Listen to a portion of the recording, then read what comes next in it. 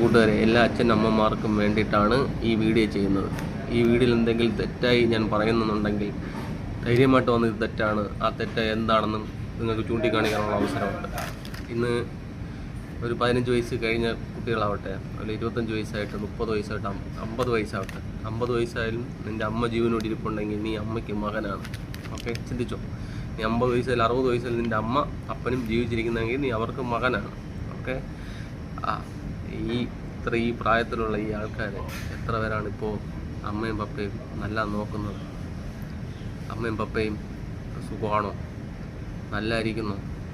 Daily phone വിളിക്കുന്ന, വിദേശത്ത് കിടക്കുന്ന എത്ര പേരാണ് അമ്മയ്ക്കും പപ്പയ്ക്കും സ്ഥിരം ഫോൺ വിളിക്കുന്നത്?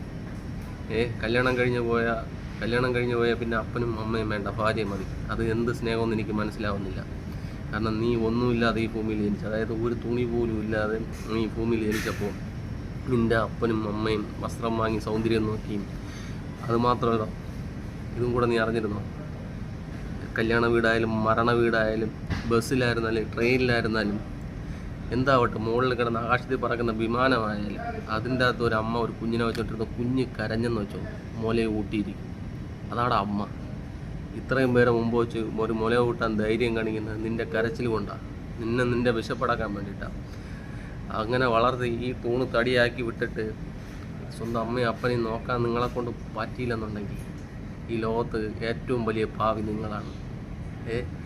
ഞാൻ ഇവിടെ വന്ന് ഇപ്പോൾ എനിക്ക് 13-14 മണിക്കൂർ ജോലി ചെയ്യുന്നുണ്ട്. ഇതിൻ്റെ ഇടയിൽ എനിക്ക് വിളിക്കാൻ പറ്റുന്ന സമയത്ര ഞാൻ വിളിക്കും, അമ്മയും പപ്പയും ഞാൻ വിളിക്കും. സ്വന്തം അമ്മയും അപ്പനെയും വിളിക്കാതെയും സ്വന്തം അപ്പനെയും അമ്മയും സ്നേഹിക്കാതെയും സ്വന്തം ഭാര്യയും മക്കളെ സ്നേഹിക്കുന്ന നീ സ്വന്തം ഭാര്യയുടെയും മക്കളുടെയും വേഷം കെട്ടി അഭിനയിക്കുക, നീചമായി അഭിനയിക്കുക. കാരണം സ്വന്തം അപ്പനെ അമ്മയെ സ്നേഹിക്കാത്ത നിനക്ക് ഒരിക്കലും നിൻ്റെ ഭാര്യയും മക്കളെ സ്നേഹിക്കാൻ കഴിയത്തില്ല. സ്വന്തം അമ്മമാരെ കൊണ്ട് അനാഥാശ്രമത്തിൽ തള്ളുന്നു, വാർത്തയിൽ കേൾക്കുക, വാർത്തയ്ക്കും പിടിച്ച ഒരമ്മച്ചിയെ കൊണ്ട് റോഡ് സൈഡ് കിടത്തിയിട്ട് പോകുന്നു. ഇതൊക്കെ എന്തുവാടേ? ഇത് നിങ്ങളെ ജനിപ്പിച്ചതിനുള്ള കൂലിയോ കൊടുക്കുന്നത്? ശാപം കിട്ടും മക്കളെ, ശാപം കിട്ടും. സ്വന്തം അപ്പനെ അമ്മയെ നല്ല കരുതിക്കുമോ?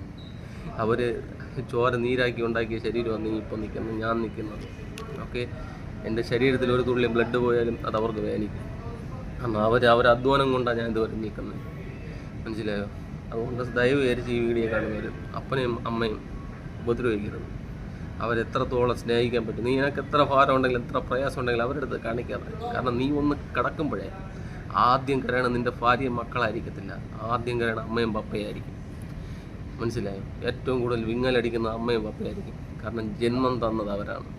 മനസ്സിലായോ കുഞ്ഞുങ്ങളെ? അതുകൊണ്ട് ധൈര്യമായിട്ട് ഈ വീഡിയോ കണ്ടിട്ട് മോശമാണെങ്കിൽ